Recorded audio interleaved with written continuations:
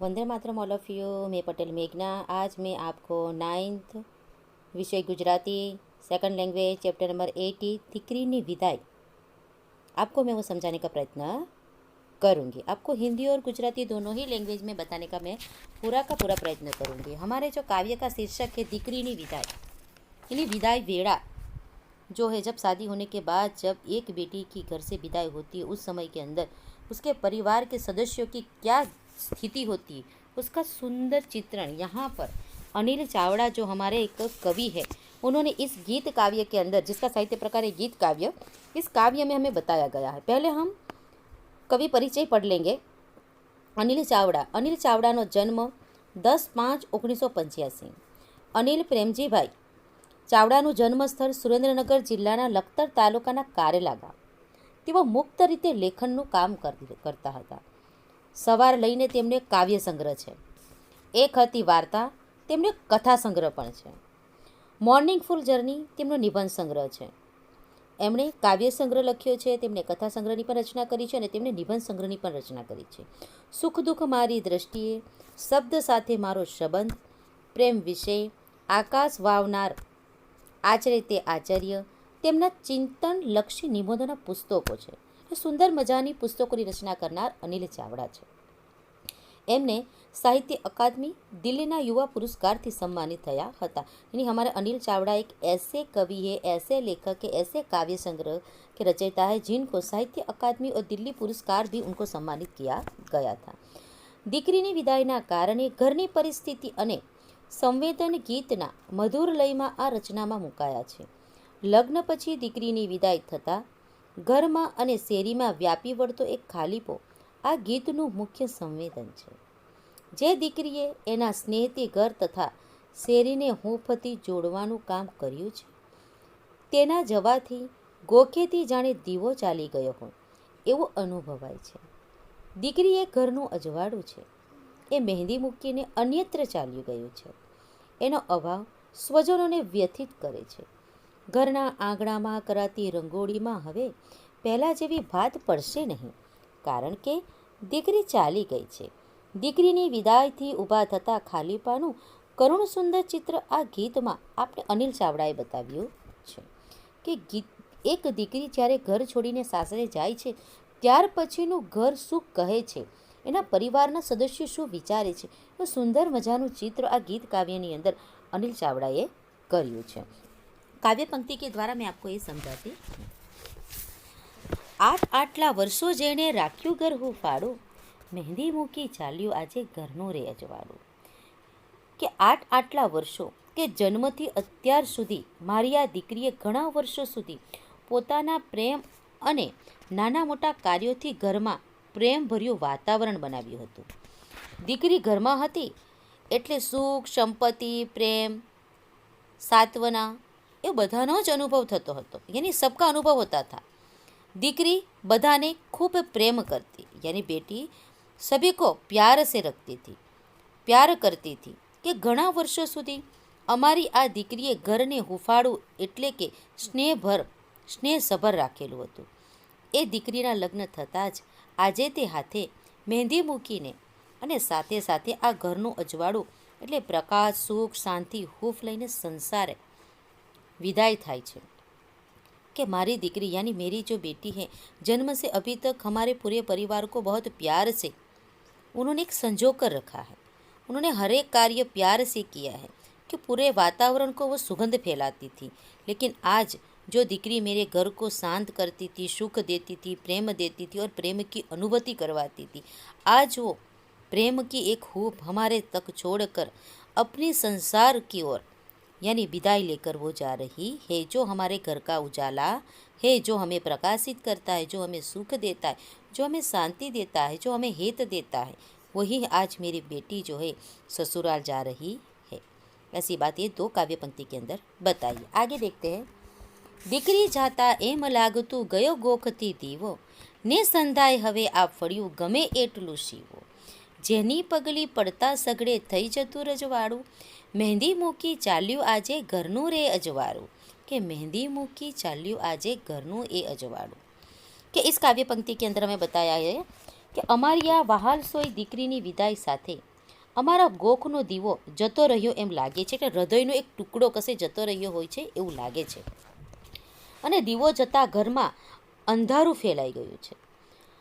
ઘરમાં કોઈને ગમતું નથી, સૌ દુઃખી થઈ જાય છે કે આ ફળિયાને એકસાથે પ્રેમથી દોરતી જેણે બાંધી રાખેલ હતા તે દીકરી તો વિદાય થઈ ગઈ.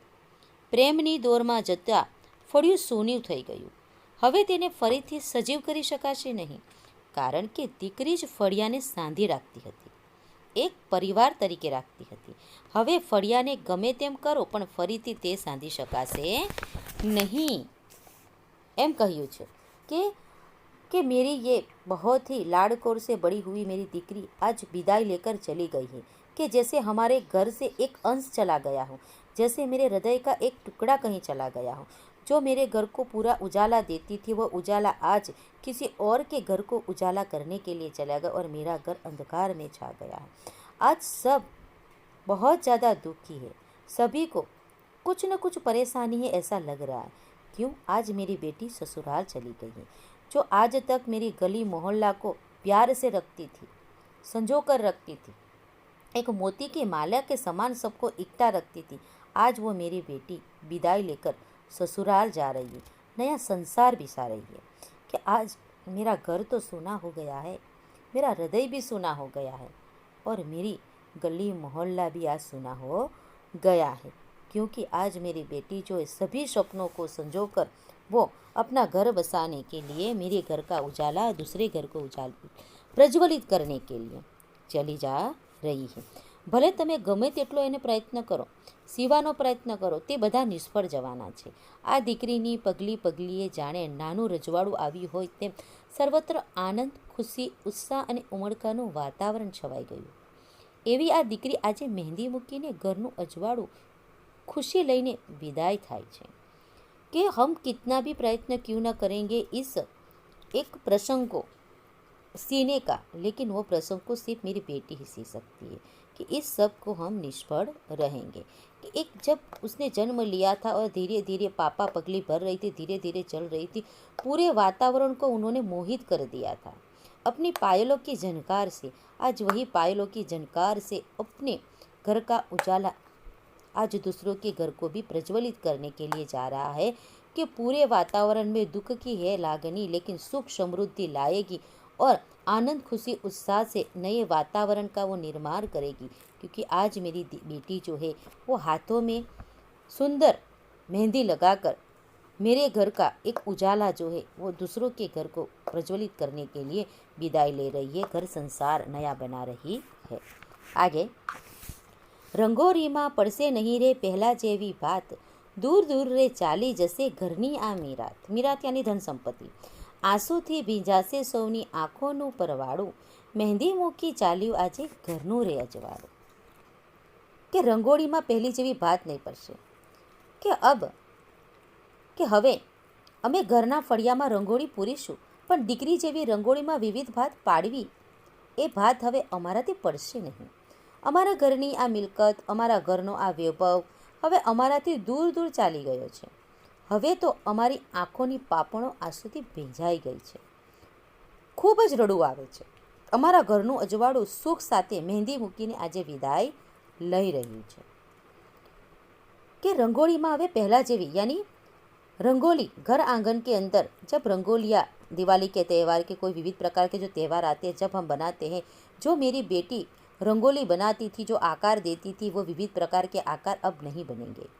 कि इतना सुंदर आकार जो हम सबको आकर्षित करते थे, आज मेरी घर की दौलत, मेरी मिलकत, मेरी संपत्ति, मेरा वैभव, ये सब मेरी बेटी तो है जो आज हमें छोड़कर बहुत दूर जा रही है. और इसी कारण संजोग हमारी आँखों भी बहुत दुखी है. हमारी आँखों जो है पानी से इतनी भर गई है, आंसू की अश्रुधारा से इतनी गीली हो गई है कि आँखें के पलकारे भी खुल रही रहे. क्योंकि आज मेरे घर का उजाला, मेरी सुख की संपत्ति, आज अपने हाथों में अनेक प्रकार के स्वप्नों की मेहंदी लगाकर हमारे घर से विदाई लेकर अपना नया संसार बांधने के लिए जा रही है. ऐसी बात इस कविता के अंदर हमें बताई है. आशा रखती है समझ में आया होगा. हिंदी और गुजराती दोनों में ही समझाने का प्रयत्न किया है मैंने. क्वेश्चन आंसर देख लेते हैं. મહેંદી મૂકી ચાલ્યું આજે ઘરનું એ અજવાળું એટલે કોણ? દીકરી. નીચેનામાંથી કયું રૂપ દીકરીને લાગુ પડતું નથી? ફાનસ એ દીકરીને લાગુ પડતું નથી. દીકરી જતાં સૌની આંખો કેવી થઈ જાય છે? ભીંજાઈ ગઈ છે. બી. દીકરી ક્યાં જઈ રહી છે? દીકરી સાસરે જઈ રહી છે. આગળનો પ્રશ્ન, રંગોળીમાં પહેલાં જેવી ભાત હવે કેમ નહીં પડે? રંગોળીમાં હવે પહેલાં જેવી ભાત કેમ નહીં પડે?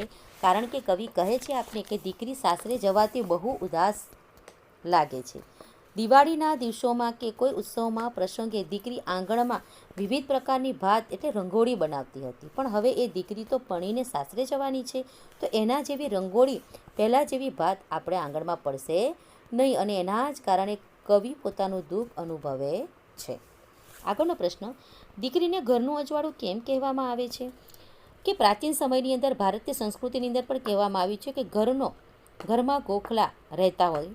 पहले समय के अंदर जो कच्ची मिट्टी के मकान थे और ईंट के जो मकान थे जिसके अंदर थोड़ा सा छेद रखते थे जिसके अंदर दीप जलाते थे और वो दीप पूरे घर को यानी प्रज्वलित करता था. वही बात हमें यहाँ पर बताइए કે સાંજ પડે એટલે કોળિયું મૂકીને ઘરમાં અજવાળું કરવામાં આવતું અને બધા કામ આખા ગોખલાના દીવાથી કરવામાં આવતા હોય છે.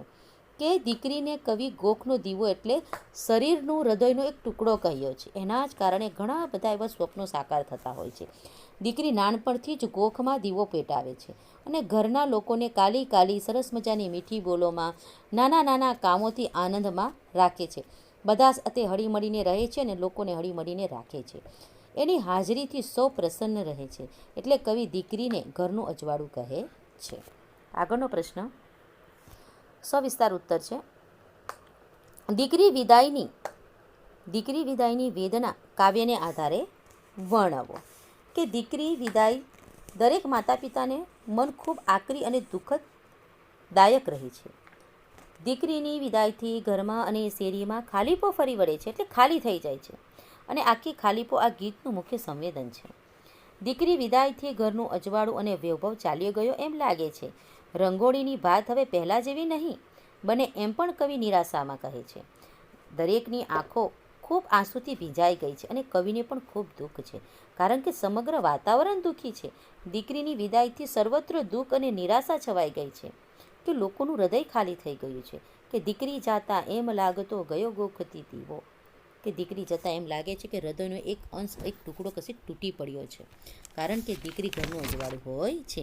એ સુંદર મજાની વાત અહીંયા આપણે અનિલ ચાવડાએ કરી છે. આશા રખતી હું કે આપકો ये चैप्टर समझ में आया होगा. Vande Mataram all of you.